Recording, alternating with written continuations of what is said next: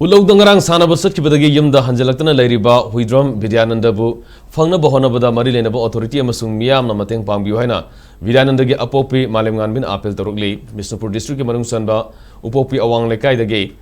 Hosina Isok Awang Lekai, Mamang Singya the Leba, Boxing Sanaroi, Huidram Vidyananda, Sahitaramari, Apokwa Sadananda Ase, Ngarang Sai, Ulauda, Sanaba Sakibadagi Yumda Hanjalaktaban Hairi. Hiramasi matang dengan si isok awang lekai mamang singya dalaiba Vidyananda gi yumda pangthokpa pawgi mifam amada malemngan bin haikibada Vidyananda mahsa gum ngarang ayuk pung mangarom tabada amuba masugi khongra amasung furit setsaduna amade sandal angangba ama tonglaga sai ulauda satkani haiduna yumdagi thoki adubu numidang wairam yokshilaba fawba yumda halakide Mamanaba singi yumda leramgadra haiduna lekai miyam golona hang masalubada mahak leram kide marambuduna wakal mapung fadriba masanu pabu fangna bahonabada miyam amadi mari lena baloshana angamba mating pangbiyo haina malengan bina apil tawki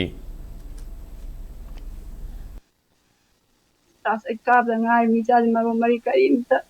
yam pangjaba hadi ik machi maharaga machi matawgani haiba khangdaba ngangni amuktadi mayam nungsibiduna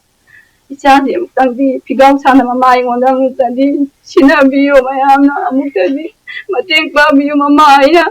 ajay ichagi gopsi yengaga ngachidi ichagi sana bachata pangade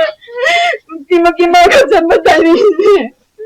tahinda pawpa ichagi anak pangay bani anak sre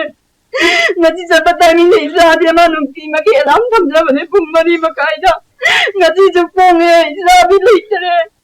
Amok tadi jagli kunang tadi mayam iki matiang tadi pangbiyo apa goi amok tadi sari gutta sinabiyo mai nai nama punya si mai bani sai bungi pasing amok tadi matiang pangbiyo